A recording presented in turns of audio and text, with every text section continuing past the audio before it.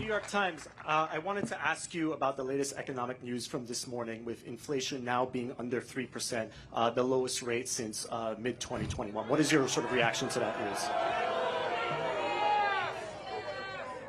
Well, I think the crowd reaction says it all. Look, when they say that inflation is down, they mean from a baseline where groceries are already 30% more expensive than they were when Donald Trump was president.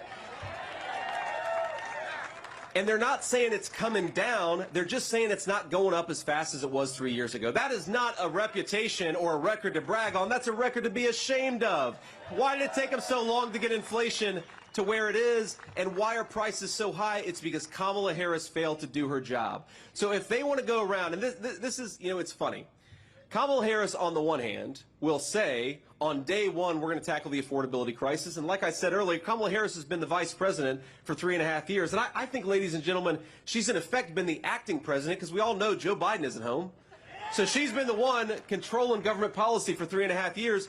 She says she wants to tackle the affordability crisis on day one. And then on the other hand, she'll say, oh, we've already got inflation under control. Well, which is it, Kamala? Which is it? The simple truth is American credit card debt is getting higher. Americans are finding the basic necessities of middle-class life less affordable. Americans are becoming, especially young people, are becoming paupers in their own country. If we don't do better, our young generation, they're not going to own anything. They're not going to have anything. They're going to be renters in the country that their parents and grandparents built. Inflation is a disaster. Kamala Harris does not have a leg to stand on.